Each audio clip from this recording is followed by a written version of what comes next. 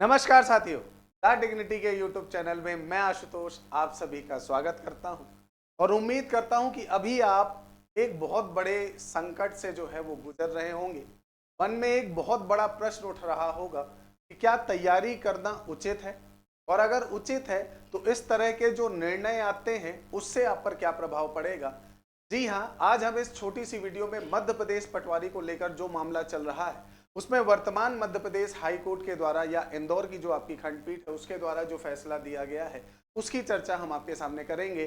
कोशिश करिएगा इस वीडियो को अंत तक देखिएगा और यदि वीडियो आपको पसंद आती है तो इसे शेयर करिएगा कि ये आप स्टूडेंटों की या आप विद्यार्थियों की एक सामान्य आवाज है जिसे मैं अपने माध्यम से या इस प्लेटफॉर्म के या डिग्निटी परिवार के माध्यम से पहुंचाने का प्रयास कर रहा हूं और उम्मीद करता हूं कि ये वहां तक पहुंचे जहां तक इसे पहुंचना चाहिए। और सिस्टम में जो लोग बैठे हुए हैं जो इन कार्यों को या तो किसी तरह से प्रत्यक्ष या अप्रत्यक्ष तरह से देख रहे हैं या किसी भी तरह से आपका जो है इसे समर्थन दे रहे हैं, तो वो इस बात को जान लें कि अगर आग पड़ोस में लगी है तो उसकी लपट जो है वो आपके घर तक भी पहुंचेगी। दोस्तों, आपको पता है कि मध्य प्रदेश पटवारी का रिजल्ट आया था। आप सब कहेंगे हाँ सर रिजल्ट आया था। रिजल्ट आने के बाद सबसे बड़ा संशय बच्चों के दिमाग में जो उठा था वो प्रश्न ये उठा था कि रिजल्ट आने के बाद टॉपरों की लिस्ट जो है वो जारी नहीं की।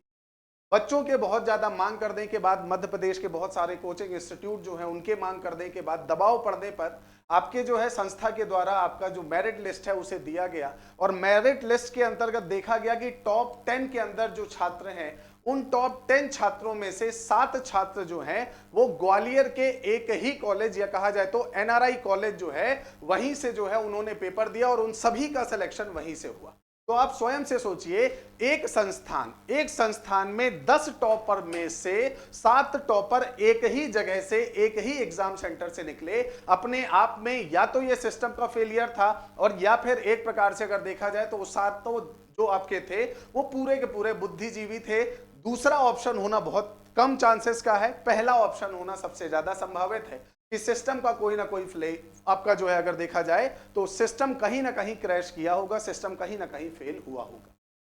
दूसरा मुद्दा जो उठा वो उठा आपका जो है मुरैना से, और मुरैना में आपका जो है कई सारे ऐसे विद्यार्थी थे जो वन रक्षक पुलिस आपके जो पेपर्स थे उन पेपरों में उन्होंने पेपर दिया सामान्य कोटे से, लेकिन जैसे ही पटवारी का मामला आया वो सब विकलांग कोटे से उन्होंने पेपर दिया और चयन ले लिया। ठीक है, आप स्वयं से सोचिए, एक सेंटर से 7 टॉपर का निकलना, विद्यार्थियों का सामान्य से विकलांग कोटे में पहुंचना, यह महज विद्यार्थियों का काम नहीं है, यह सिस्टम का काम है। ठीक है, और इस कामों के पीछे जो भी सिस्टम काम कर रहा है आप स्वयं से समझे कि वो कितना मजबूत है कि आपका जो है टॉपर से लेकर विकलांग कोटे तक उसकी पहुंच है और सभी कार्यक्रम जो है वो पूरी तरह से आगे बढ़ रहे हैं। अब अभी वर्तमान में क्योंकि मामला बहुत तेजी से आगे बढ़ा और अभी भी विरोध प्रदर्शन जो है वो पूरी तरह से चल रहा है, इस मामले में मध्य प्रदेश सरकार ने जो है अपनी तरफ से एक निर्णय या कहा जाए तो आपका जो है एक प्रकार से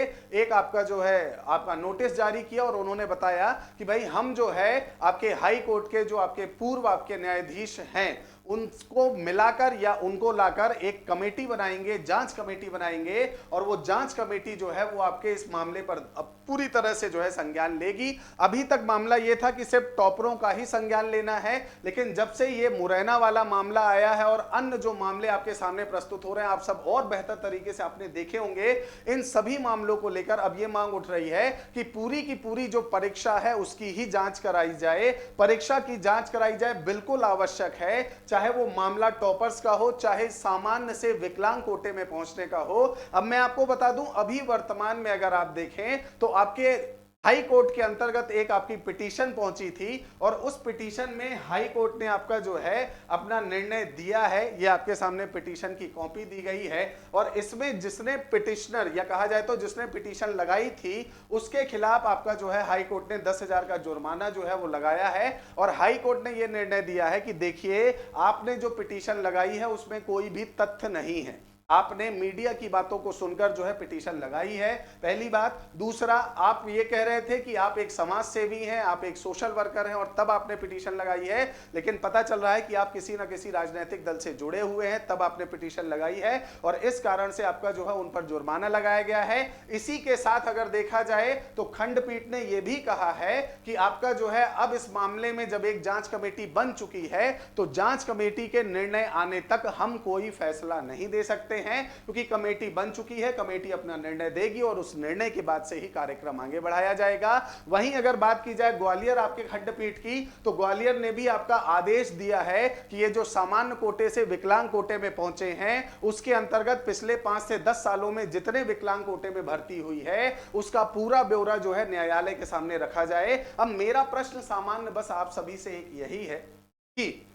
आखिर इन परीक्षाओं में ये जो काम हो रहा है ये भी विद्यार्थियों के द्वारा ही हो रहा होगा, ठीक है? और ऐसे कौन से विद्यार्थी हैं जो ये चाहते हैं कि वो जो है सफल हो जाएं बिना मेहनत करके? और अगर आप सफल हो भी जाते हो दोस्तों, अगर आपका सिलेक्शन हो भी जाता है, तो आप ये समझे कि आप उन लाखों विद्यार्थियों की उम्मीदों पर पानी फेरते हैं जो अपना सब कुछ छोड़कर, अपना सब कुछ त्याग कर दिन रात 24 घंटे मेहनत करके आपका जो है इस तैयारी के लिए अपने आप को मजबूत बनाते हैं और आप सिस्टम जो है उसका हिस्सा बनकर किसी तरह से लाभ लेकर सिलेक्शन ले लेते हैं। तो ना सिर्फ आप अपने साथ आपका जो है गलत कर रहे हैं, बल्कि उन विद्यार्थियों के साथ भी गलत कर रहे हैं। तो न्यायालय को, प्रशासन को, सरकार को इस मामले में कड़ी से कड़ी आपकी जो है कार्रवाई करनी चाहिए, न सिर्फ सिस्टम के खिलाफ बल्कि उन विद्यार्थियों के खिलाफ भी जिन्होंने इस सिस्टम का इस्तेमाल करके अपना भविष्य बनाना चाहा, दूसरों को कुचल कर, ठीक है? तो आप सभी को जो है इस मांग को, इस विचार को भी आगे बढ़ाना है।